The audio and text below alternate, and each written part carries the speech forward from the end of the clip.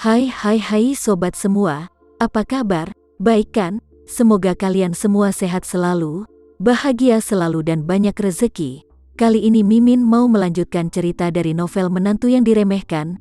Semoga cerita ini bisa menghibur kalian semua ya, dan bisa menemani hari-hari kalian semua. Oh iya, jangan lupa bantu like dan komen ya biar Mimin tambah semangat uploadnya.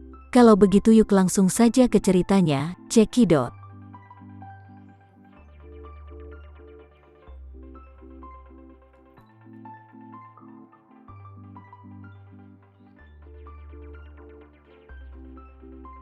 Sopir itu mengerutkan kening dan bertanya, "Kamu tinggal di villa yang begitu mewah.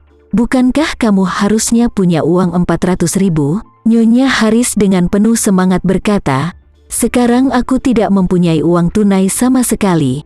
Aku juga tak punya uang di dalam rumah.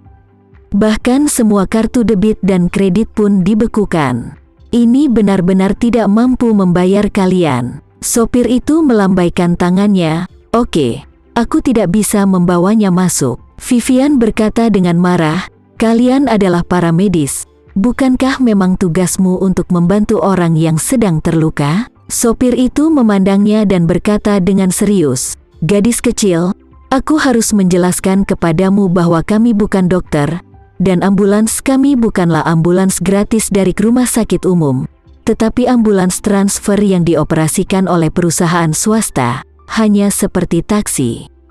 Kami mengemudi untuk menghasilkan uang, dan kami akan bekerja ketika kami diberi uang, mengerti?" Vivian tidak bisa berkata-kata. Pria itu berkata dengan jijik, "Apakah ada orang yang bisa tinggal di villa sebagus ini, tapi tidak mampu membayar sopir ambulans senilai 400.000? Setelah berbicara, keduanya langsung masuk ke dalam mobil dan menyalakan mobil untuk pergi. Vivian menghentakkan kakinya dengan marah. Nyonya tua menghela nafas tak berdaya, dan berkata padanya dan Diana, "Tulang-tulangku tidak bisa membantu untuk mengangkat mereka. Pertama-tama bawa Glenn ke dalam rumah, lalu keluar lagi untuk menggendong Arkan." Mengerti? Vivian dan Diana juga tahu bahwa tidak ada jalan lain.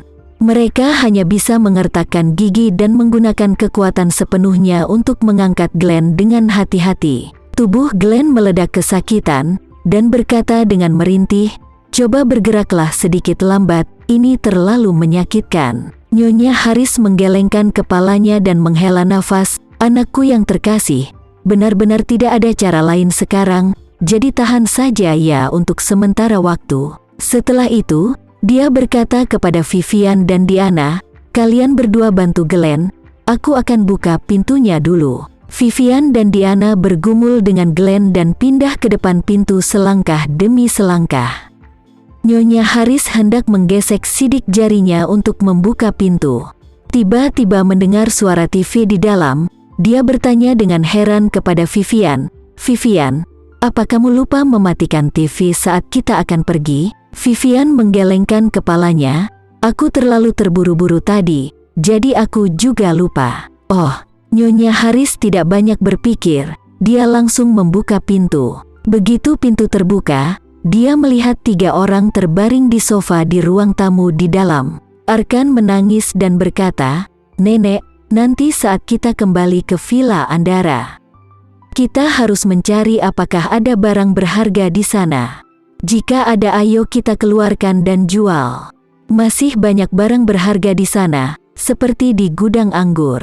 Kita bisa menjual minuman itu dengan harga yang sangat tinggi, karena rata-rata minumannya adalah minuman kelas atas." Nyonya Haris selalu mengangguk, "Benar, kita tidak bisa hanya diam seperti ini." Saat ini Vivian bertanya, "Ngomong-ngomong, Nenek, pria tadi bilang Edi Wibowo mengatur 3 pembantu untuk keluarga kita.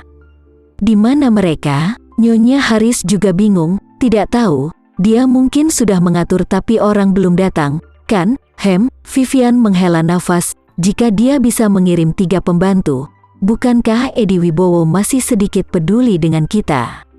Kalau tidak, ayah dan Arkan dengan keadaan terluka seperti ini, dan hanya ada kita bertiga di rumah ini, itu sangat sulit untuk merawat mereka. Nyonya Xiao berkata dengan emosi, Kurasa Edi Winowo benar-benar marah pada kita di dalam hatinya, tapi dia sepertinya kita masih memiliki harapan untuk bekerja sama lagi, tapi dia sekarang sedang marah pada kita, jadi kita harus diam dulu dan mengikuti alurnya.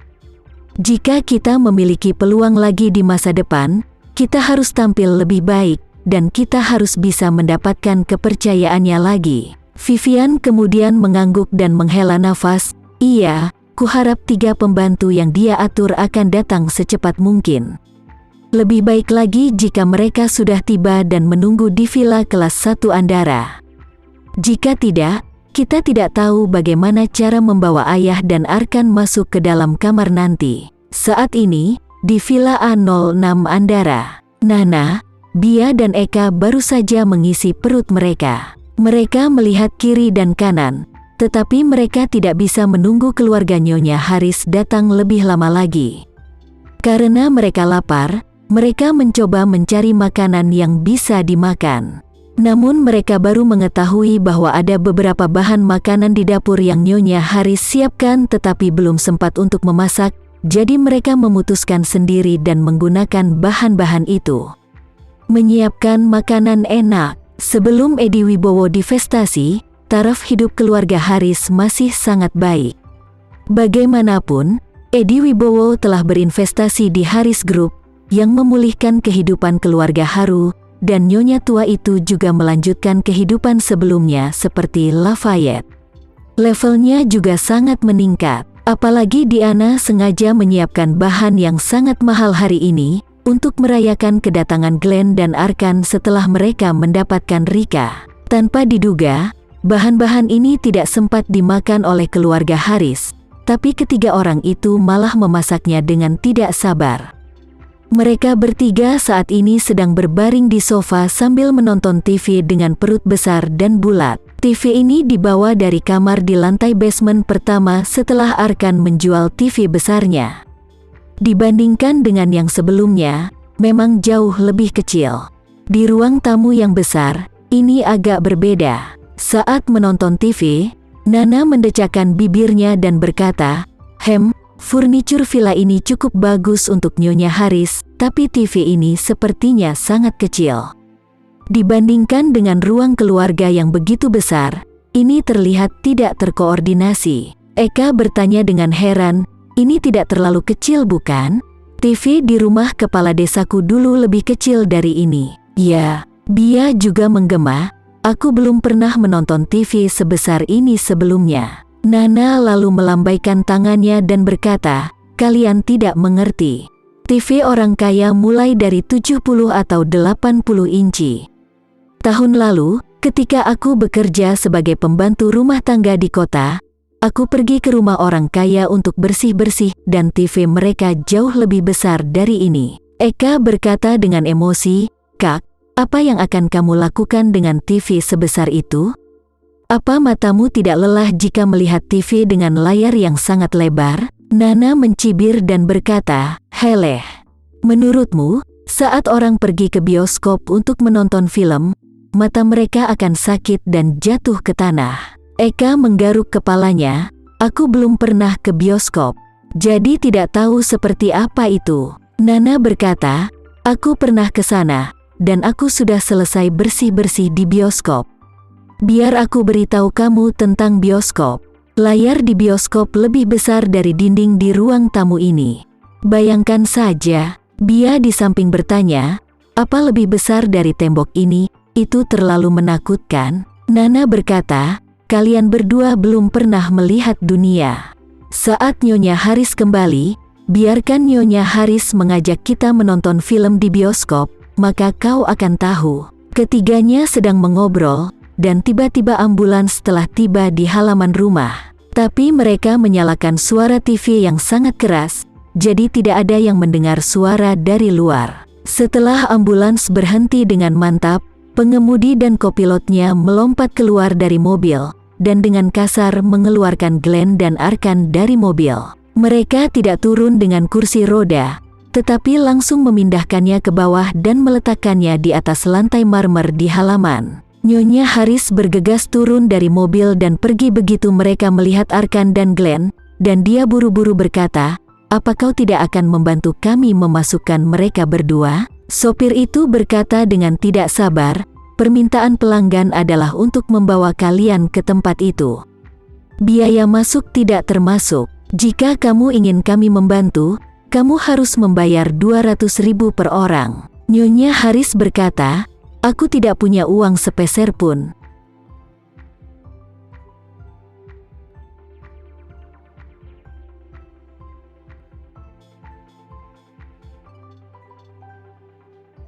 Sekian dulu ya cerita kali ini, kita lanjutkan lagi ceritanya di lain waktu.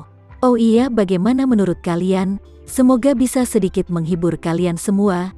Jangan lupa like, share dan komen ya. Untuk teman-teman yang baru nonton, jangan lupa subscribe-nya. Hehehe, kalau ada teman-teman yang ingin gabung langganan bisa langsung gabung saja untuk dapat fitur yang menarik dan sedikit membantu Mimin. Terima kasih sudah menonton, sampai jumpa lagi. Bye bye bye.